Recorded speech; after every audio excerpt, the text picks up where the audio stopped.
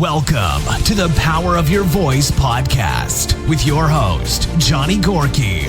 You have the power to overcome challenges and fears. Let my voice and the voice of many others show you how to transform these challenges into opportunities. To learn more about future podcasts and read episode show notes, check out my website at www.thepowerofyourvoice.com.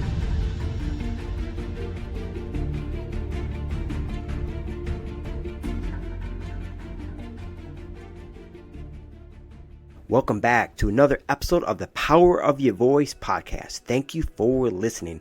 Make sure to hit that subscribe button to keep up with the latest podcast episodes and share this episode with anyone you know who would be empowered by it. This is episode 28 with Emmy-Nominated Actress and renowned voiceover artist Tasia Valenza. Tasia is a confidence coach, mentor, and the owner of Giving Great Voice, which is a platform dedicated to the art of giving great voice, which is a platform dedicated to the art of confident verbal communication. Tasia has given great voice to thousands of companies, brands, and iconic roles. In the spirit of giving great voice back, she created a kindness campaign called the Giving Great Voice Challenge and co-founded the Haven Affirmation Meditation App. She now teaches these same tools that have made her so successful to help people from all walks of life gain more confidence in themselves and their verbal communication. Tasia's mission is to keep everyone in the world empowered to use their voice as their most powerful communication tool. Tasia lives in Los Angeles with her husband, 3 kids, and 2 doggies. She continues to work in her studio to create iconic characters both professionally and to annoy her children. Hi, Tasia. Welcome to the Power of Your Voice podcast. I'm excited to have you here today. You are an Emmy-nominated actress living in Los Angeles and have been one of the top voice artists for over 25 years in our country, in the United States. So, Tasia, when did you discover the power of your own voice and how did you find it?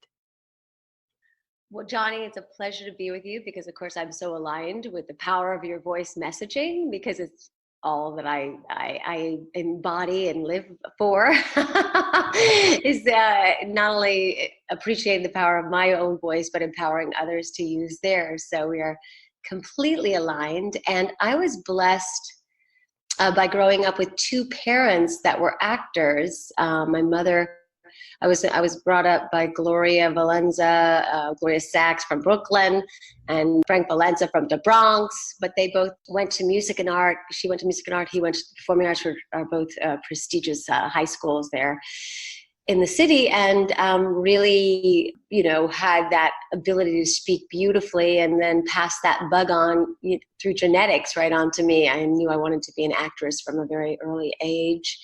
And I was blessed enough to get into it rather young, and I've been doing it ever since. So it's part of my instrument. Instead of playing the piano, my voice has been my instrument. So I'm very connected to it. Yeah, that's great. So you always knew you had a voice? Yes, and I have to say that I was blessed in that way that my parents, coming from a New York Italian Jewish background, someone was always yelling anyway. So everybody used their voices and used them loudly. I definitely had some insecurities as a human being, which I didn't, always speak kindly to myself, which is something I'm a big proponent of.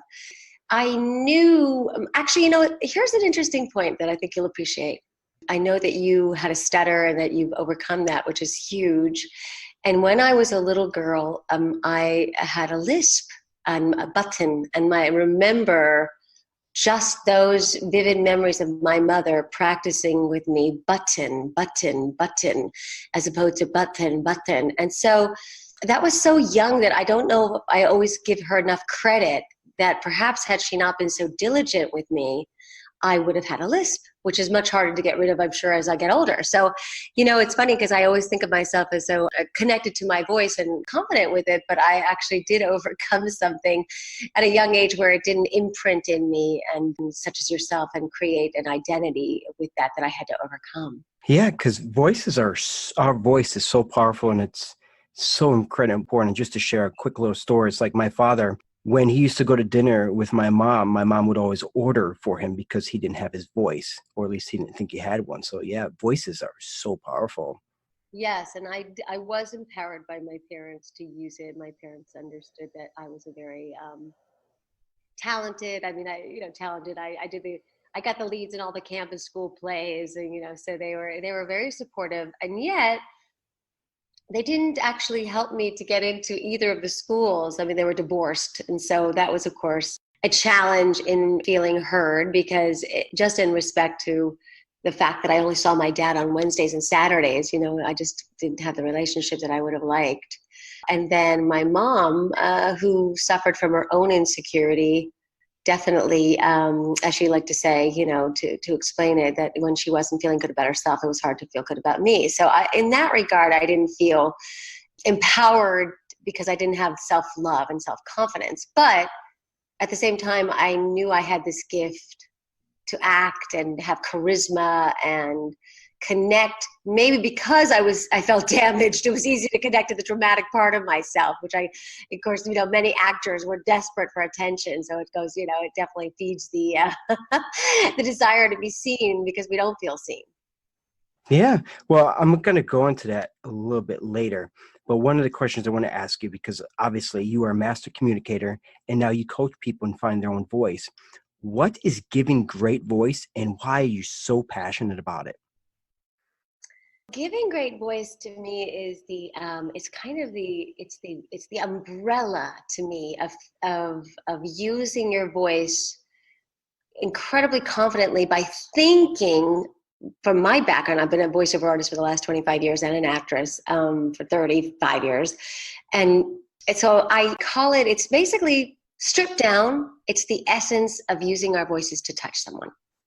And that means it's as simple as making a call instead of a text, or it's speaking to ourselves in an affirmation as opposed to the constant negative speak that most of us do unconsciously, or it's giving an incredible interview so you get the job, or it's going, on Facebook Live, which I just mentioned, that it even scares me, and having the confidence to speak. It's the ability to do a podcast and talk about to all these other people that you've never met and feel confident to interview them just like you do.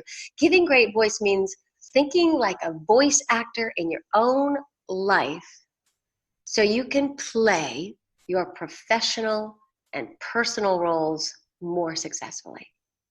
Everybody can use that, right? We can all use more confidence in all of our areas, from how we speak to the people that matter the most to us, which I can tell you from my own experience is the hardest sometimes. We don't always speak the way we want to, but reactively, and then going out into the world and overcoming rejection and all the things that go along with it. But that's my lens, is from being a voice actor and playing thousands and thousands of roles, and understanding that when I'm playing a customer and I'm playing a mother and I'm playing all of these roles, I realize in my life, I also play roles. And so I've understood that what's made me successful as a voiceover artist has also helped me be successful in my personal and professional life. So like, for example, if you got a part for, you're going to play a mother, you would think about, okay, how am I with my own kids? That's right. So I think about exactly that. I mean, the actor asks these questions. Who am I? And that's, again, the characteristics are, as the actor, you're usually given, the mother, you're compassionate, you're knowing, you're a little playful, maybe you're authoritative. These are the adjectives that I would get as a voiceover artist. And then, so you're talking to your kid and you want them to eat the peanut butter sandwich, but you don't want to push them. This is all in a piece of copy. Well, of course I am a mother, so it's very easy for me to relate, but I probably actually don't speak to my kids as patiently as the girl in the commercial is. But I understand that my intention is to be playful. My voice follows the intention. So if my voice is supposed to be soothing because she hurt her knee and it's a Band-Aid commercial, my voice comes out soothing and really understanding. And then if my voice is supposed to be playful because you're trying to cajole her I don't manufacture the sound as much as I understand the intention. And then the intention is, I'm going to be playful. So my voice sounds like that. And then if I want to be inspiring because I want to cheer the soccer team on, I'm going to be inspiring because my voice is going to come out a certain way and it's going to be energetic. So my voice follows the intention. And if we understand that in every scene of our lives, we become more conscious of, okay, so who am I in the scene of my life right now? Am I the role of a confident candidate trying to get a job or get into school? Am I the role of a loving mother who wants to bond with my child as opposed to, create a wall? Am I the wife who wants my husband to have a laugh with me, or do I want to annoy the heck out of him because I tell him to pick up his socks in the same tone that I always do? Harvey! That's the beginning of the conversation, right? My husband knows exactly how I feel about him by the way I say his name. So I get to choose as opposed to doing what comes naturally to me, which is the tone that is going to get a reaction that might cause a fight, which then I have to apologize. That's giving great voice. It's the awareness and then thinking like it and then deciding consciously, how do I want this scene of my life to go? And if I want it to be successful for both of us, well, I might just pick up the socks and say nothing at all. But if I want him to pick up the socks, I lift my voice up. Honey, when you have a chance, can you pick up your socks? He's not going to react the same way as when I say, Harvey, boom, different reaction. Yes? Yeah, I like that. Yeah, because one of the big things sometimes we do is have miscommunication. You're happy, but we might say something in a way where it sounds like we're agitated, and then the person thinks that we're upset when we're really not. So it's great how you're able to, okay, well, this person, I want them to be happy. So let me say this in a really playful, happy way so they know I'm happy about it. Right. And think, and exactly that. Let's take it even further. How many emojis do you have to create in a text to create the same information, or in an email, when there's no way to interpret what are they really saying half the time? Like, how many emails have you gotten or texts where you're like, are they mad? Am I, what is it? What is exactly going on here? And you're waiting, that's another part of giving great voice, is how many times would a conversation be more apropos so that you can get the tonality and get the connection, rather than what's happening in the world right now, which is, as I like to say, we're texting our humanity away. Yeah, well, speaking of that, it's interesting. Sometimes, and I'm sure you might have this with your kids, but there's some people, you call them, they don't answer their phone. Mm-hmm. And within 5 seconds, what do? They text you back. Hey, what's going on? Right. But that wasn't a call back, right? It's not. But you have to understand, I'm of a certain age when, that's what you did. You called somebody.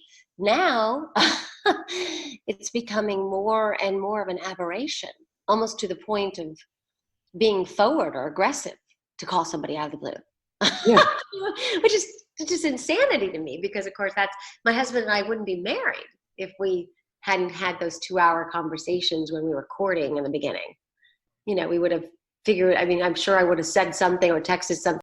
It's just a completely different paradigm, but I find it very challenging. It's just definitely a lot of disconnection that people don't even realize is going on, because they didn't even grow up knowing that that's how you communicated, mostly by calling people.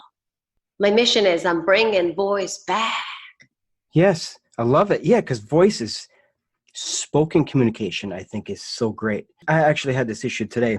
I posted a message on Facebook, and it was supposed to be a good, positive thing. And then somebody got upset, and then I was like, okay, well, I realized, hey, if I would have called the person and talked to them, they wouldn't have been upset. But sometimes when we write things, it's taken in a different way.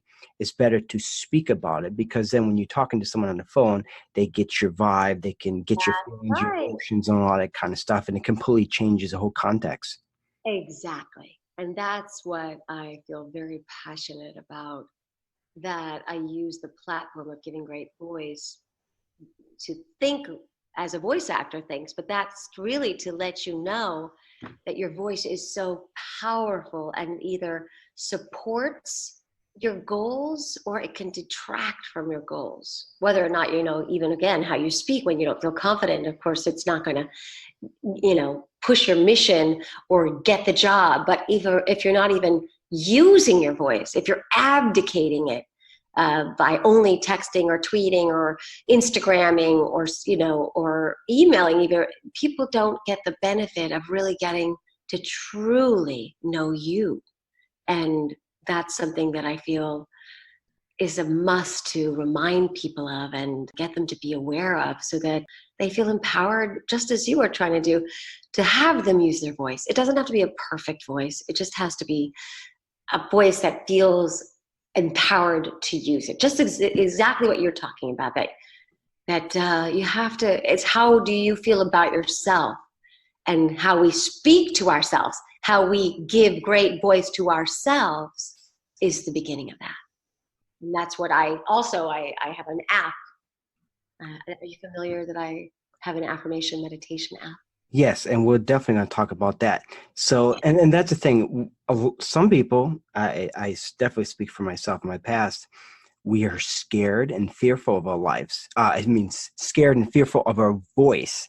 So for those listening right now who struggle with finding their voice, what are some key things that they can do you think, to discover their own voice? Well, I definitely believe that they can kind of think of like themselves as a voiceover actor, that they can start reading. I have so many shy people coming into my classes. It's an interesting thing. And they barely speak. And I'm trying to draw them out because, of course, I'm a gregarious kind of person.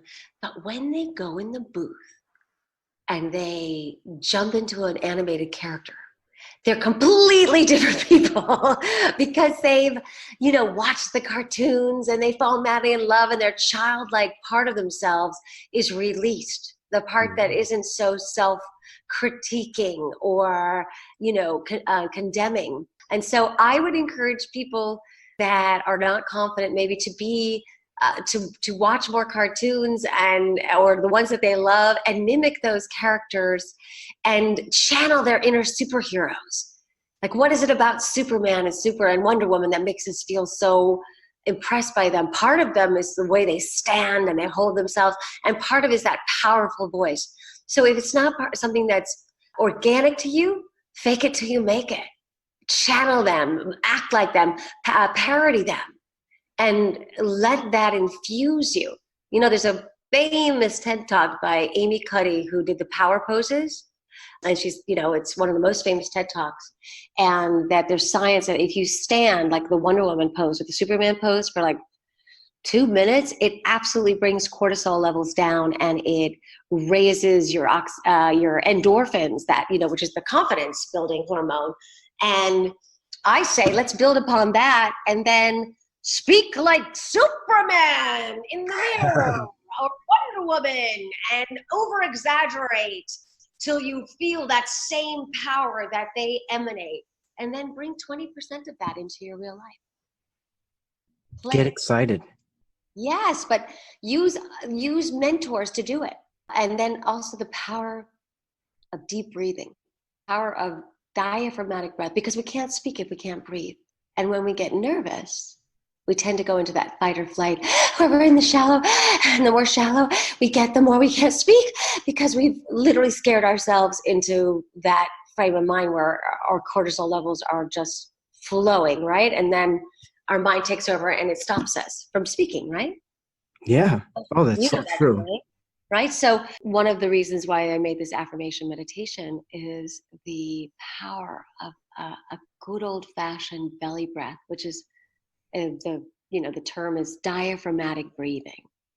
And diaphragmatic breathing is simply like yoga breath, but it's interesting because you're a dad and I'm a mom. And if you look at babies, when they breathe in, their bellies go up.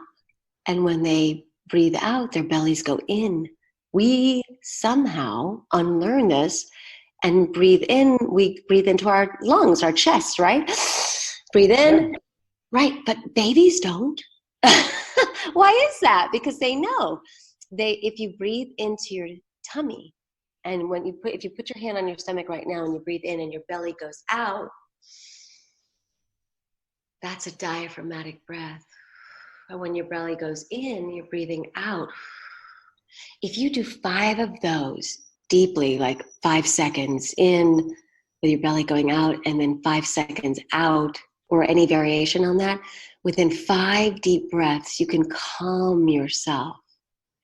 You release your own endorphins. And then from there, you have much more power. Because also singers, sing from their diaphragm. Anybody who uses their instrument, it's the diaphragm. But let's forget about the diaphragm because it has a technical term. It's that deep belly. When you can breathe in those relaxing breaths, then you're much more powered to speak because you've calmed yourself. And then let's layer on top of that a beautiful affirmation of I deserve to be heard. I deserve to speak. I am a powerful speaker. Well, then you're overriding those very deep negative thoughts that are probably plaguing you all the time.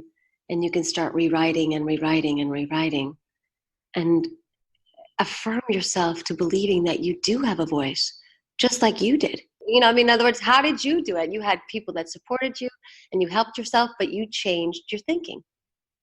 Yeah, well, the biggest thing for myself is even when I reach out to people and ask them for interview and then I do it, I'm like, I'm kind of scared, but you know what? What's the worst thing that could happen? Very good. Yes. I may do a bad job, but you know what? I'll probably get better because the thing is, the more interviews you do, the more people you talk to, the better you get at anything. Absolutely. And then, of course, there's a wonderful book, Feel the Fear and Do It Anyway. And then there's this woman now who just wrote this book, Help. I'm starting to read it. It's really funny, but she decided to take on all the great, self-help books and do each one for a month.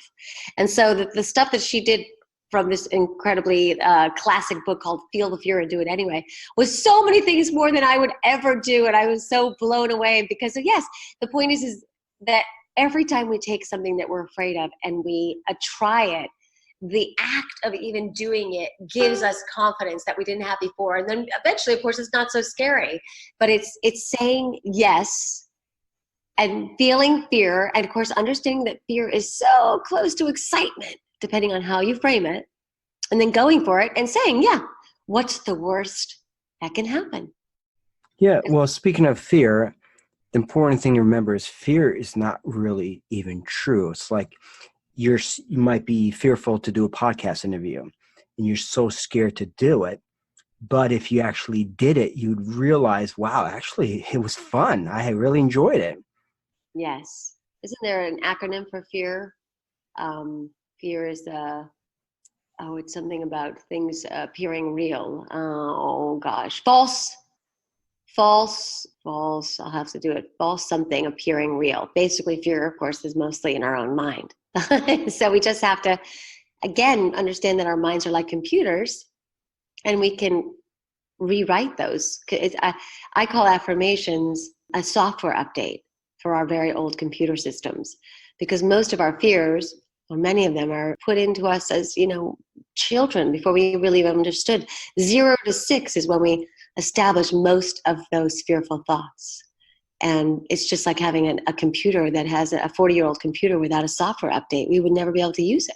So for me, affirmations and the act of giving great voice to ourselves is the ability to override those thoughts that are just streaming down unchecked all the time. We have thoughts. In my studying, when I was researching to do the affirmation meditation app called Haven, I looked at and the average amount of thoughts that we think per day, according to like all these different websites, are 70 to 90,000 thoughts a day streaming while we're doing the dishes, while we're driving, and 80% of those thoughts are negative from the day before and the day before and the year before and the year before, and they just go unchecked because we don't even realize we're separate from our thoughts. We don't even become the witness, like, oh, I'm having a lot of scary thoughts right now, as opposed to just being one with the thought. Does that make sense? Yeah. Well, and then the scary thing is sometimes your thoughts, they can actually become reality. Like, for example, I remember one day my wife and I were driving the car, and she's like, go faster. I'm like, I don't want to go faster. Go faster, go faster. I'm like, if I go faster, I'm going to get pulled over. I'm like, fine, I'm going to go faster. I went faster, and then like within 2 minutes, I got pulled over by the cops. I'm like, see, I told you I shouldn't have drove. and it's like, it's true. It's like we have to be very careful what we say, because if we say something, unfortunately, it can actually happen.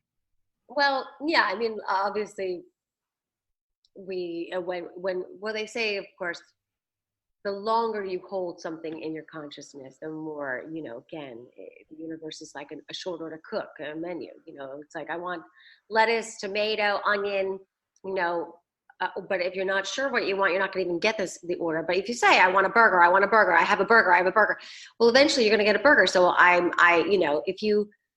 if you keep, the analogy is that, yes, whatever you focus your mind on, you are attracting. The universe definitely gives us what we hold as our main focus. And I do believe that. I live it. And so I'm always trying to frame in my mind. I mean, this is not my ideas. This is all, of course, way before me. It's The Secret, the Law of Attraction, Napoleon Hill, all the great thinkers. Yes. So I always try to focus on what I want and not on what I don't want. And it's just simply changing our languaging, and I understand. I mean, that if you say, I want to get out of debt, I want to get out of debt. What are you saying? You're saying all the time the word debt. The universe is here. Oh, they're ordering up debt. Give them some debt. Exactly. So I do believe, yes. There's a beautiful analogy that someone said once to me, and it rings true for me, which is, whatever you say after I am or I have consistently tells your future. I love that. Yes, the power of I am is very, very powerful. Right. So whatever you say after I am, you must be thoughtful. I am beautiful. I am powerful. I am confident. I can do anything I set my mind to, versus I'm an idiot. I'm a failure. I'll never make it. I'm poor. I'll never amount to anything. I can't do that. All of whatever comes after I am, I have, all the time, it's the same idea. You're basically sending out like, this is what I expect. And so when it happens, how can you be surprised? Exactly. So speaking of that positive affirmation, so you co-founded an app called the Affirmation Meditation App. How exactly can it help a person? Well, it's that tool in the toolbox that I mentioned, that I truly believe that so many of us, again, have our thoughts that we're unaware of half the time. And so the act of going into a relaxed meditation state, which of course, now meditation is no longer on the fringe, right? Everybody's aware of it, and it's being incorporated into corporations and jobs because there's so much research behind it. So Haven came again from this idea that I believe that not only when we get into this relaxed, beautiful meditative state are we able to quiet the monkey mind, but when we start then using our voices, our own voices, to override that negative old messaging, it's so much more powerful than just thinking it for a second. I love myself, or like in a state of meditation, you're supposed to quiet all thoughts. Well, I have a very strong monkey mind, so I have a really hard time completely quieting my mind. But in a relaxed state, I can easily say, I am abundant. I feel amazing. I accept myself. I forgive myself. So it's again, this notion that we can override our thoughts. And maybe they're positive thoughts, but why not, concretize them even more by saying it aloud? And especially in an alpha state, which is that receptive, relaxed state, as opposed to when we're like in the middle, even, in the middle of like, I'm doing the dishes, I love myself. It's in the frontal lobe where, the other part can say, yeah, sure you do. As opposed, that you get to the back of the brain, that relaxed when you're much more open. And I feel like that's where you can really download it. So affirmations said every day and everywhere are fantastic. Affirmations said in a completely relaxed, alpha, open, meditative state is like, to me, the act of rewiring. I like that. Well, and you have to be very calm and relaxed when you're saying it. That way, you feel it. You know it's true. Yes, exactly. You have the ability. Well, also you're creating space to do it. You're creating space. It's only a 10-minute affirmation meditation app. So you're taking 10 minutes for yourself to say, I deserve this time.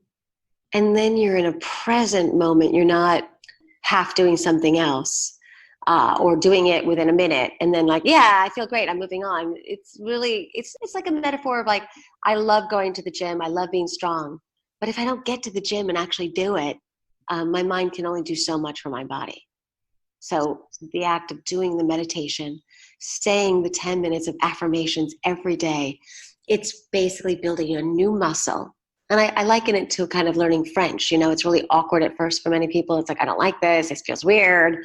And then it's like you start becoming more used to it. So it's not, you like have broken French, so you can half speak it. And then all of a sudden it's like you become fluent. It's like, I understand this. This feels really good. And it's very normal for me.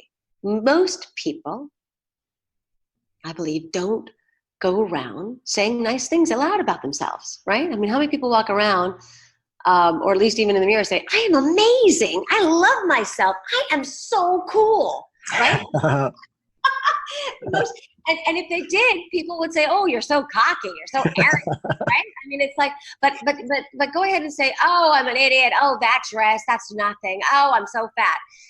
Well, people might say, yeah, no, you're not. But I mean, they're not going to talk about you and say like, wow, isn't she cocky? I mean, I am of the belief that, yeah, let's start saying really nice things about ourselves and saying it aloud. I want to give permission to people to talk to themselves, but only nicely. I love that. Yeah, because so many of us, we constantly are beating ourselves up. That's right. And I want to give permission for you to release that. And then I want to give you a tool to help you put in a new habit and then concretize that habit, which is to affirm yourself, to say kind things about yourself, to do it in a state of relaxation, 10 minutes a day or less if you have the time, and then go out into the world from that charged up place. I mean, how much more empowered will our voices be if A, we're even using them aloud for ourselves, and B, saying incredibly nice things to ourselves to then go out and create a confident situation where we're like, yeah, I can do this. Yeah, I love it. I'll be honest, I'm going to start doing it myself. I love it. Good. I listen, I actually just started recently listening to it myself. I made it. I co-wrote it with my friend. We had a wonderful partner and we're trying to share it with the world. It was an act of love. It's completely free at this point, and it's broken down into 9 different masteries. There's marriage, there's abundance, wealth consciousness, there's health, there's depression reduction, addiction support, leadership, discipline. All of these are just 10 minutes for 7 days. And we talk about a theme each day, and then we say affirmations for that theme. So it's a great tool, and it's easy to use. Obviously, I don't recommend driving while one's doing it, but you could spend 3 minutes parked before you're going to go into a big meeting or a scary situation where you're nervous, and just love yourself up. And then go in with that confidence to wherever you have to go. It's that simple. So I definitely recommend it. And I started using it myself because I realized, you know what, I know it inherently, but why shouldn't I use it? I need it. So now I'm listening to myself, which is really cool.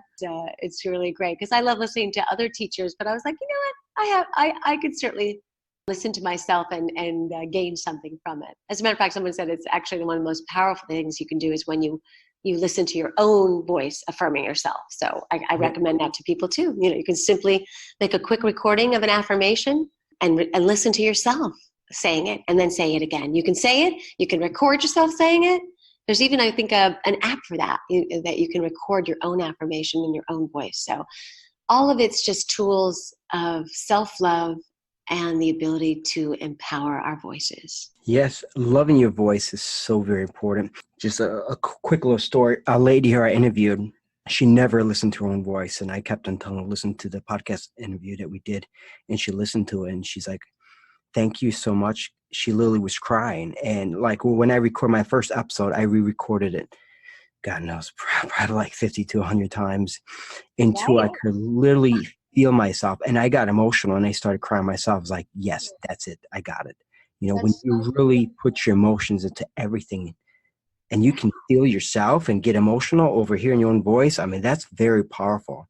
It is. And I think I commend you for being willing to, to put the time and effort in.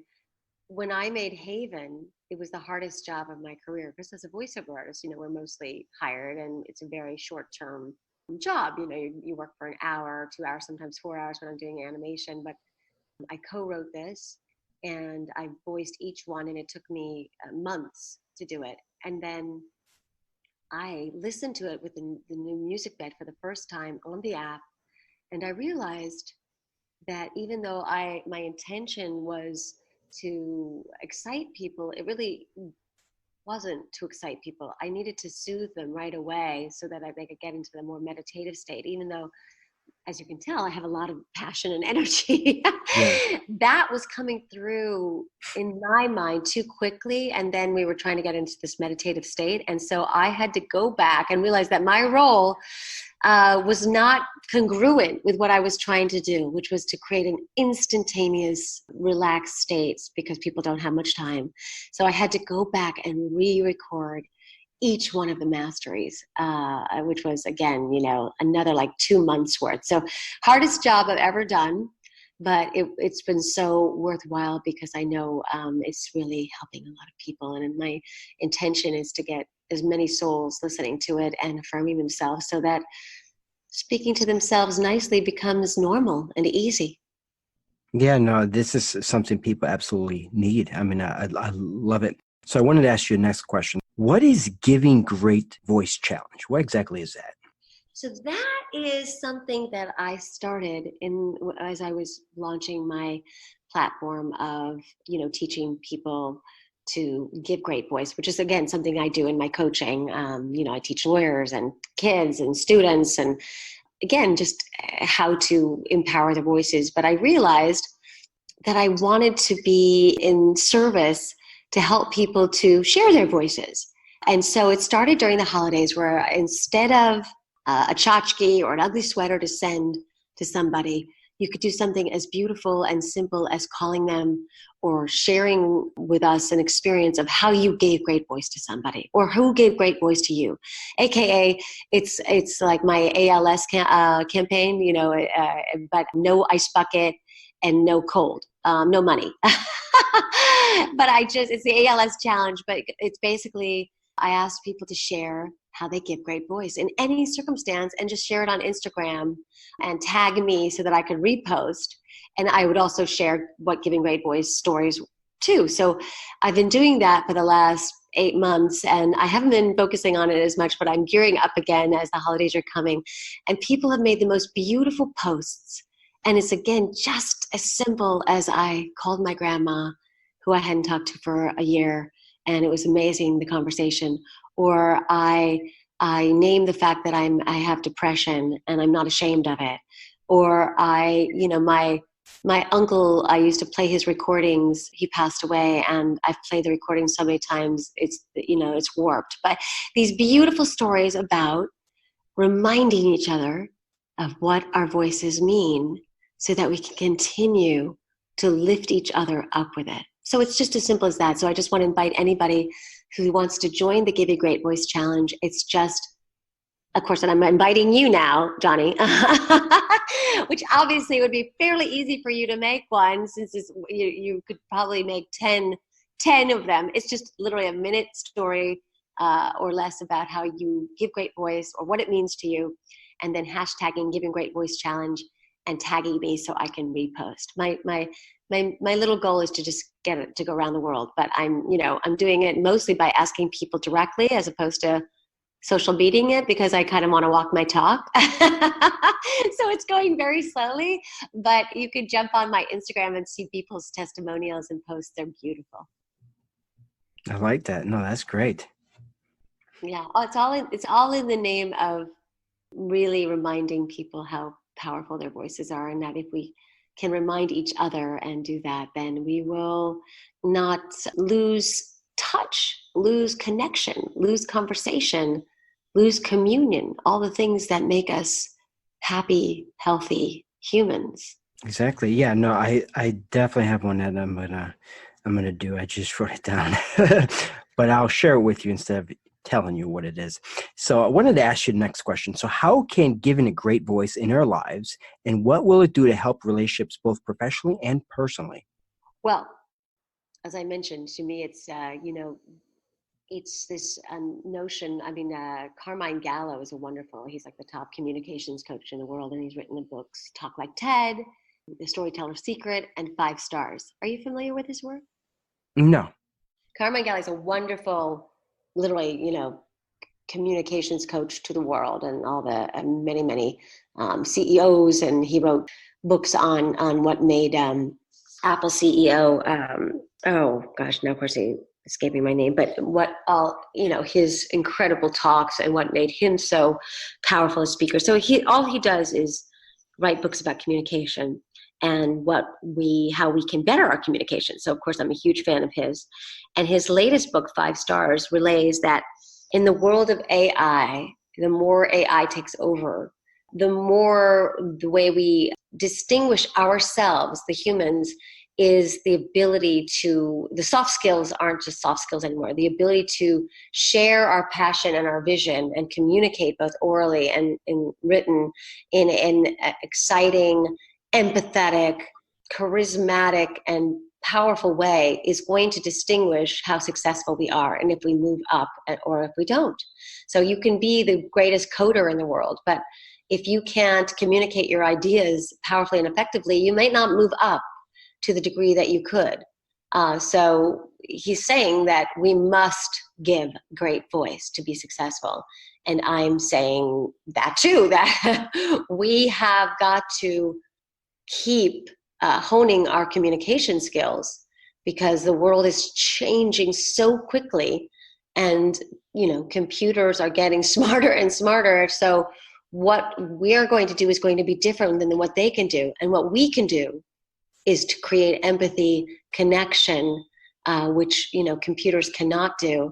And it's a mandate to do that professionally. And personally, I think there's so much more depression and disconnection in the world because we're not calling each other enough. We're just simply not calling each other enough. And we're not communicating in the ways that we used to as much, because technology is making it so much easier for us not to. And so when I say that, there's a study done. Susan Pinker did a TED Talk. She's a doctor, and she talked about the healthiest centenarians. Oh, by the way, it was Steve Jobs. It just popped back in my head. You know how things just pop in when you don't try? Steve Jobs. But centenarians, the healthiest ones, were found in a small town in Italy, and they're all on top of each other there. And the second most important thing was the connections with the family, like the granddaughters come over, and it's an honor to take care of your grandparents. So it's definitely perceived differently than many cultures.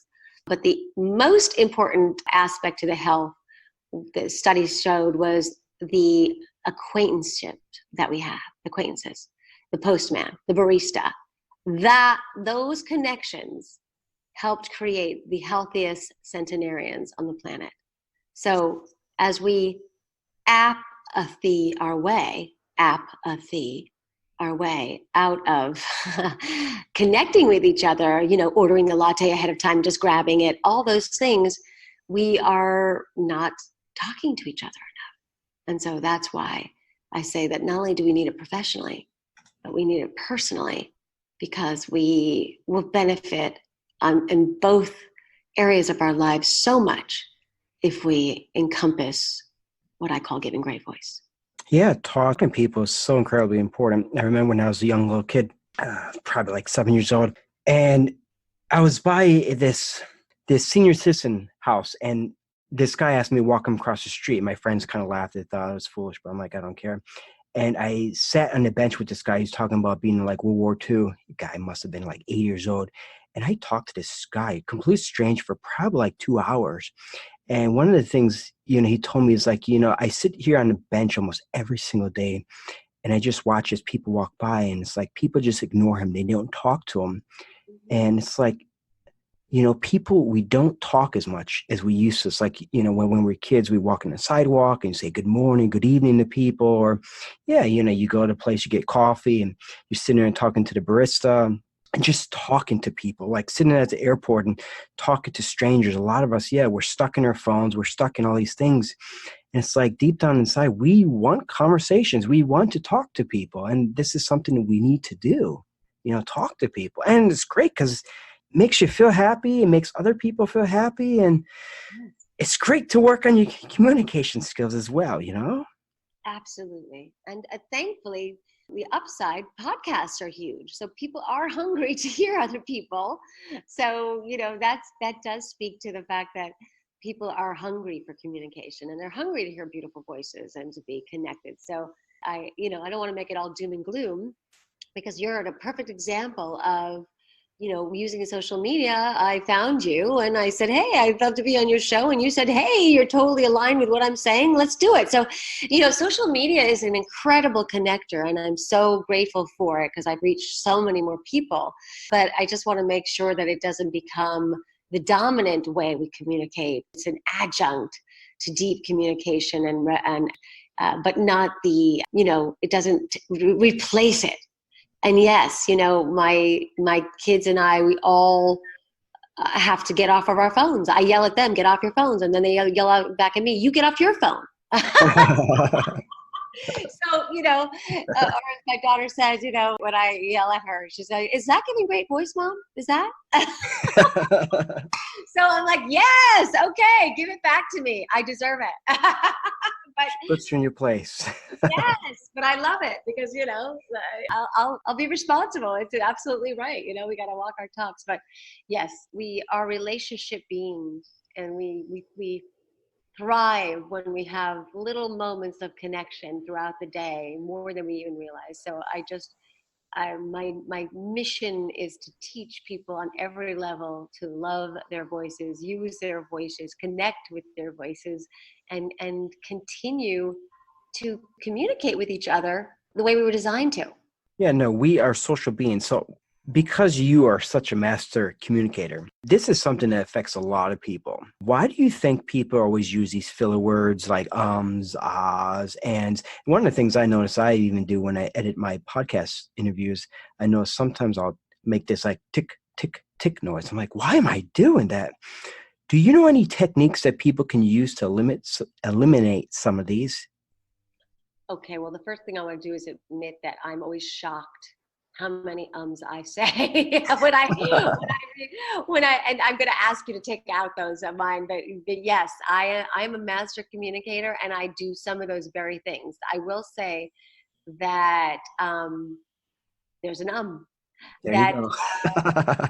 that's stopping and breathing and being okay with a little space helps, because a lot of times the filler words are the nerve's way of continuing as opposed to just stopping for a second. I do believe that the worst of the worst to me are, because sometimes you're just going to make a clicking noise or a tick, it's very hard to be perfect. That's what the beautiful thing about voiceover is, that you go in and you edit later.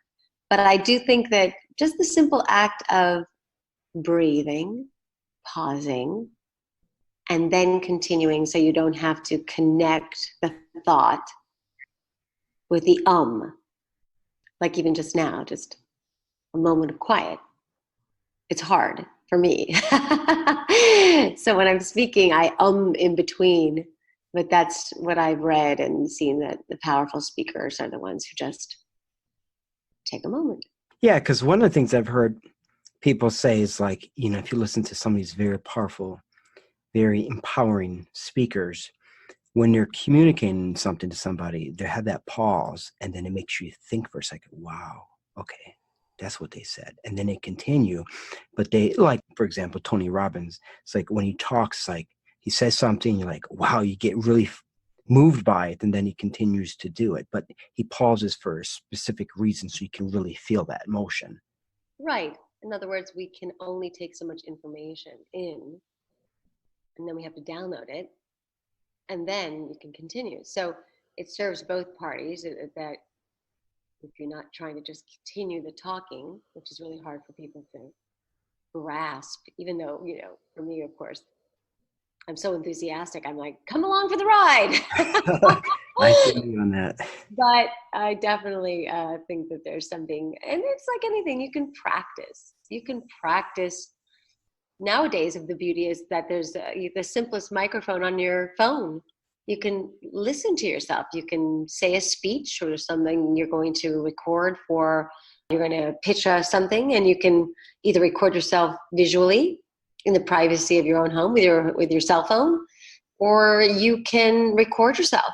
And then you can be honest and listen to yourself and practice it and record it again until you feel more empowered. There's very little you can do without practice. I can be as charismatic. Here's a funny story. I was an actress, an Emmy-Nominated Actress. I was in All My Children, and I did a bunch of series and movies. And then I decided, my mother, God love her, was like, you should get into voiceover. And I was like, oh, it's so hard to get in. It's 1992. It's such a niche. And she said, do it. So being a good mother, she didn't stop bugging me till I started looking into it. And I decided to call up an agency that I knew did voiceovers, represented voiceovers. And I just called her up and I got her on the phone and was like, hi, my name is Tasia Valenza, Emmy-Nominated Actress. I'd like to be a voiceover artist. And, assuming that, of course, I already had the great voice, I already had the credentials. And she said, great, here's a phone number. I said, is this to another agency or what? She said, no, it's to my fiance who's a voiceover teacher. I said, really? She said, yes, you got to go study. It's a different craft. So, I had to study for 2 years before I got my first agent as a voiceover artist. So I do think it's a wonderful craft, but like anything, you have to practice. You have to practice. You have to practice, and then you have to listen, and you have to practice again.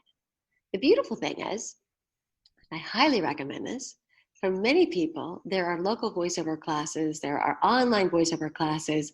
I think anybody can benefit from dipping their toe or their voice into a voiceover class, because they'll get to have the chance. And I recommend it to you. It's so fun nowadays because you can take a class, but you don't have to commit your life to being a voiceover artist, but you can experience what it's like to start using your voice. And the more you use it, the more confident you become with it. I like that. Yeah. So there's online courses now. There's webinars. I teach a class every month at Real Voice LA here in Los Angeles. And for those who can't come, you can stream it. So you can actually play along. You can't get in the booth with me, but there's so much to learn. And then you can practice the skills that I teach. So there's, and it's $50, or no, for streaming, it's like $20. So you can watch it. You can start kind of immersing yourself in the world of voiceovers. And then you can say, I am a voiceover artist. Or you can also have a private session with me, which then I'm literally teaching you the system that I teach, which is to think like a voice actor in your own life and teach you the skill sets so that we can practice and then you can go out. The beautiful thing, the resources are endless now to work on your skill set. And there's no excuse except, getting in your own way. So I say to everyone, go out, explore the world of voiceover. You don't have to become a voiceover artist. You can just kind of see what it is, or an improv class, anything that helps you to use your voice. I mean, all actors benefit in other areas of their lives because they just are using their voice as an instrument, and they're confident with it because of that. So they use it in other realms, And nowadays, you don't have to commit your life to doing it. You can just commit a night or 2 or 3. And there's so much joy in the process of doing it that it will probably benefit you on so many levels. And one of my favorite things when I'm finished with my students is like, how do you feel? And I have to say pretty much, 99.9% say, I feel incredibly happy and joyous. And I'm like, yes, that's how I want you to feel, because we just experienced something so playful and so joyful and so silly that you feel great. One thing I noticed is, like, if you go on YouTube and you look at these actors doing voiceovers for these cartoons, you watch them as they're playing these roles for the enemies, and I'm like, their faces just glow and they're so incredibly happy. Yes. And I think even maybe that's one of the things about voiceover that I share a lot, is that you're released from the confines, the prison of your physical body. Because when I was an actress on camera, I had a great deal of success, but I also had a tremendous amount of rejection, not because I wasn't the best actress for the job, but because I didn't look the part. I was too fat, I was too short, I was too Latin looking, I wasn't Latin looking enough. All the things that, unfortunately, because when you're on camera, they want you to look the part. And that makes sense. Of course it does. But when you're a voiceover artist, you're freed from that. So you're liberated. So whatever your voice can do, you get to do it. I have this next question for you, and this is probably, I already know what you're going to say. This is a 2-part question. So for anyone who's listening who loves acting, but they struggle finding work, what are 3 things that you would recommend they do? I'm sure one of them would be go into voice acting. My second question, for anyone who's interested in becoming a voiceover artist, what are 3 pieces of advice that you would give to them? And of course, one of them would be go and see a voice coach. Yes, well, they're both part of the same. Learning the craft of both arts, because, voiceover acting is essential. I mean, you have to really do the work. So nowadays you can certainly try to become a YouTube star just by going on there. But I do say that, because I don't act on camera, I don't have as much experience anymore on how to further your career, because it's changed so much since I left it. I left on camera basically in 1993, because I, just committed myself wholly to voiceover. And, this was before social media came out. And so now it's a completely different paradigm. And even being a voiceover artist is a completely different paradigm. But I will say that if you can, I have students coming into our class. And again, I encourage you to check out Real Voice LA. They have a ton of classes. You can, take any of them or stream them.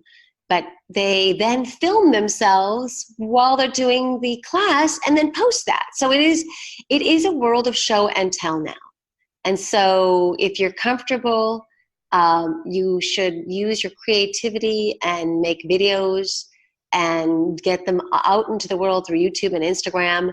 And, even LinkedIn is really important, and really show your skill set. If you're already a really talented and actress who wants to express her talent, nowadays the beauty of it is, before, when I was working, you really had to be hired by somebody else. Nowadays you are the creator, the director, the cameraman, and the studio that gets it out into the world. So that would be one of my most important things. When I started doing social media, I was like, I don't get this stuff. Why do I have to show it?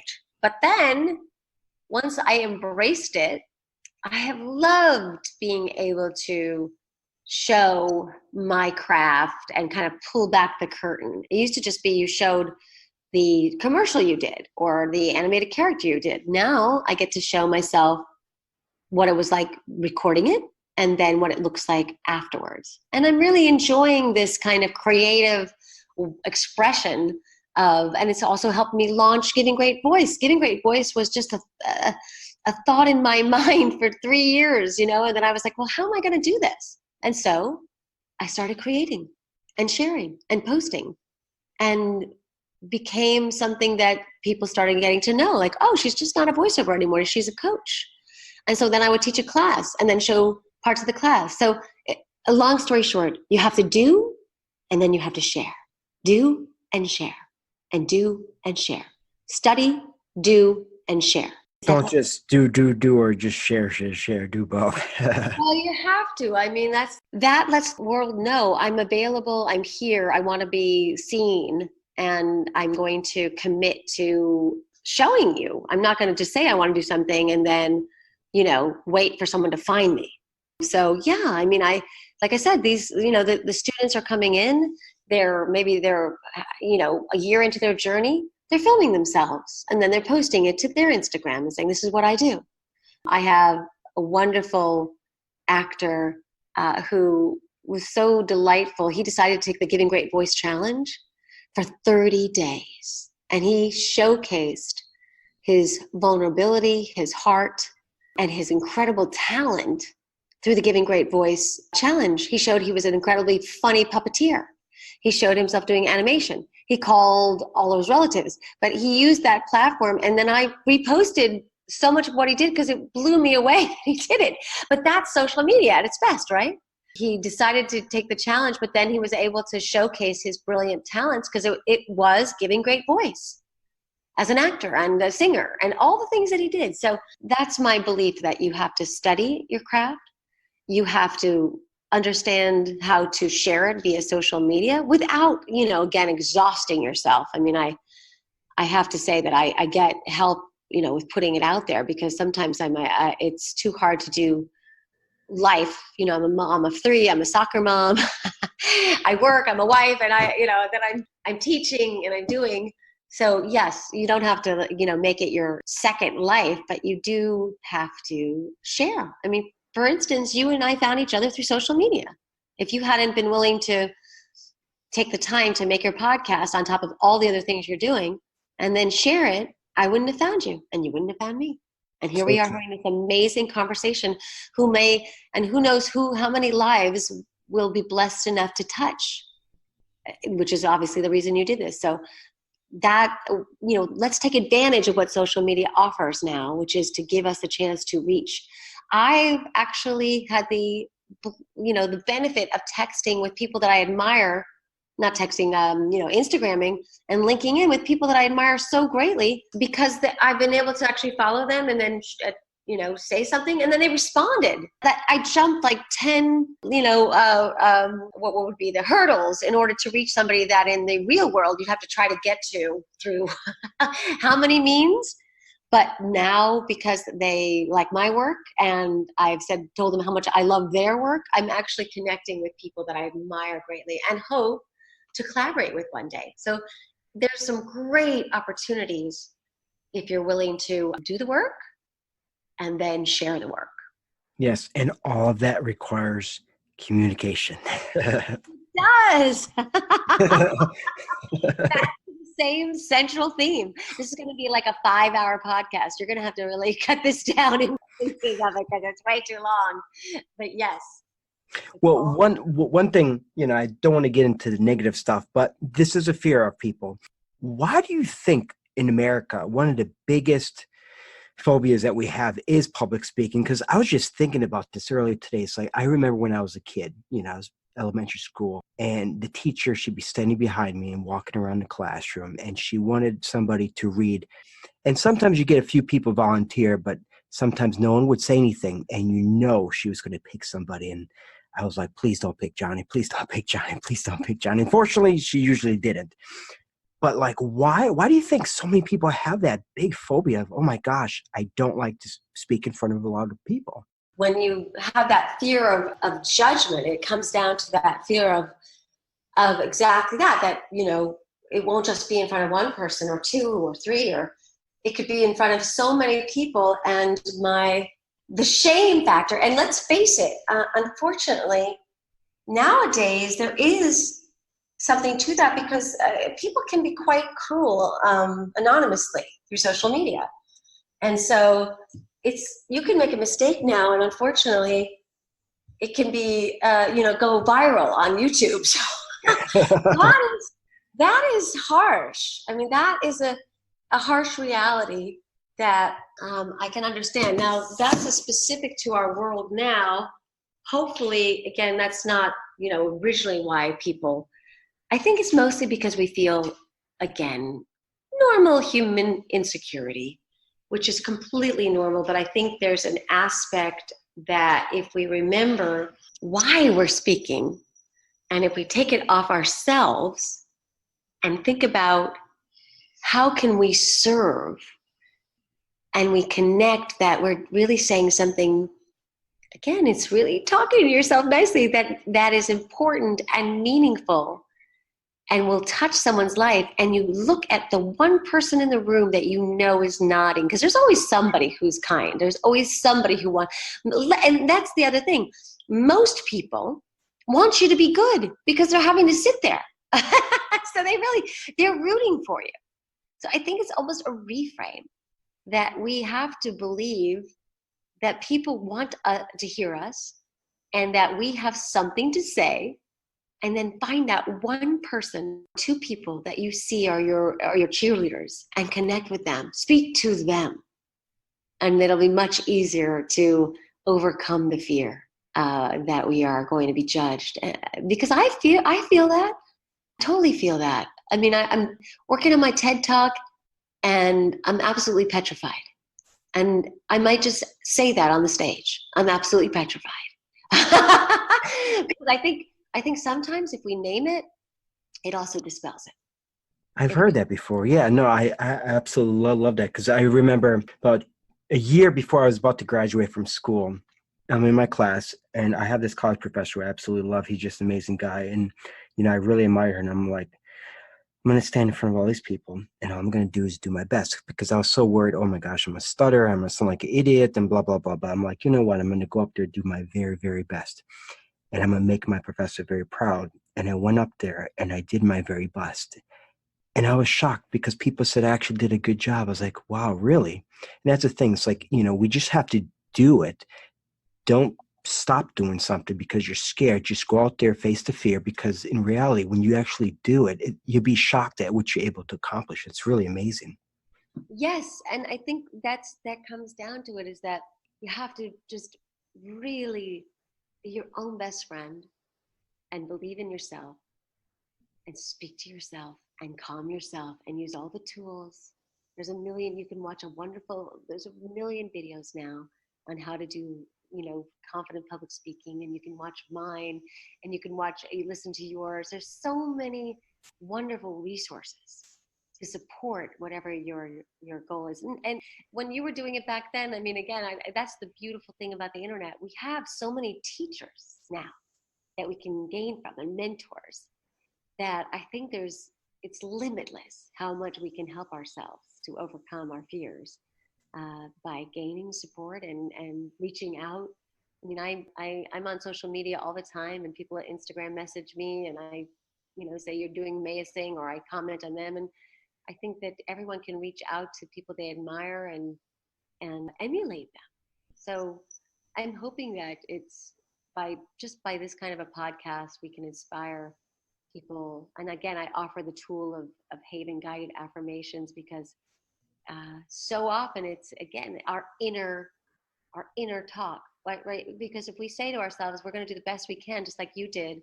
And I even say now, I visualize, like so many of the greatest athletes, right? They see themselves at the end in a perfect pose, right? So I visualize the audience clapping, and I visualize them saying out loud. And sometimes I even, again, give great voice and say, that was an amazing talk, Tasia. You inspired so many people, right? So I'm naming it and I'm giving great voice to it. So now it's not even just in my head. I am absolutely telling the story, and I'm manifesting the outcome ahead of time, right? Because we're in the quantum world, right? There's so much, we're all energy. So I'm putting the energy out of what I want it to be. I'm naming it, and I'm even voicing the reaction from them. Certainly it's going to make me feel a lot more positive when I get out there, even if I fake it till I make it and I was just talking to myself. But it's certainly a lot better than me saying, they're going to hate me, I'm the worst, I'm going to say something stupid, I know I'm going to embarrass myself. Well, how is that going to help me? Exactly. Yeah. It's certainly not going to help my state of mind. So either way, I win, right? Right? If I win, if I talk to myself and I say what they're going to say, even if they don't say it, I certainly like pep myself up. Self-love is so very important. It's the end all be all. It's the root. And it's not arrogant if it's, it's not arrogant if it's true self-love. Insecurity with the mascot is arrogance. In other words, when we're insecure and I am amazing, I'm so great. Well, yeah, of course, again, you have to talk yourself up. But I think arrogance is when we really don't believe it and we say it. Self-confidence and self-esteem is when we really believe it. And maybe then we don't have to go out into the world and say it, but we sure can say it to ourselves, and we can say it often, under our breath, in the morning, in the mirror, when we go to sleep, when we're meditating. It's like little sticky notes in our drawers, just totally immersive in self-love. I just think wouldn't that be a wonderful thing to teach that to our kids, to love themselves early? Yes. Yes, it would. It would be just phenomenal. So I think I've exhausted you. No, I love it. Love it. What are a few things that you would love for anyone who's listening to this right now to take away from this episode? Well, I would have to say the main things is start thinking about your beautiful voice as your most powerful communication tool. Use the vernacular, giving great voice, and think every day, who can I give great voice to, including myself? Who can I touch with my voice today? And then I would recommend using Haven so that you can empower yourself. Those simple tools of thinking of the vernacular, of giving great voice, knowing that you have a beautiful, unique voice that's inside of you and you can manifest on the outside of you, and that there's tools to support it. There's great mentors like you, Johnny, and all the people that are on your podcast, and books to read, and that there's nothing that should hold you back from knowing that your voice is meant to be heard and meant to make an impact, whatever that means to you. I love that. So for anyone who's listening to this right now, like, oh my gosh, Tasia, you're amazing. I love you. How can they find you online? How can they hire you as a personal coach? And where can they find this affirmation? Yes. Well, I'm at either tasiavalenza.com, which is, of course, my voiceover site, which they can kind of see my cool background. And then givinggreatvoice.com is my professional coaching site. Of course, I'm on LinkedIn as Tasia Valenza, and I'm on Instagram, and I'm on Facebook. Of course, again, the coaching is mostly through the Giving Great Voice. Haven is this wonderful free app. It's Haven Guided Affirmations, and you can find it in the Google Play Store and at the Apple Store, and it's completely free. And it's just, you can download it in a minute and start using it. And that's it. Those are the places that I am. I'm also going to be teaching workshops coming up. So if you follow me, or if you want me to come and teach a workshop about giving great voice and how I can support and inspire you as a group, I'm delighted as well. So yeah, I'm pretty easily found nowadays because of wonderful social media. Yes. But I think I named all the places that. All right. And of course, I will post everything online so everybody can find you. So thank you so very much for coming on The Power of Your Voice. Tasia, I really, really had an amazing experience with you. Thank you so very much. Oh, Johnny, I'm just as inspired by you. Thank you so much for, again, creating this beautiful platform and podcast so that I could learn your story and how much you've overcome and inspired. And I'm tremendously inspired by you. And I feel like we are definitely aligned and soul brother, sister in our mission. I love it. Thank you. Thank you. Johnny here. Thank you for listening to the Power of Your Voice podcast. I'd love to get your feedback on this episode and how it impacted you. If someone in your life could benefit from this episode, share it with them. Check out thepowerofyourvoice.com to read show notes, leave a comment on the blog page, and to stay updated on all future episodes, subscribe to this podcast and leave a 5-star review. Thank you for your love and support.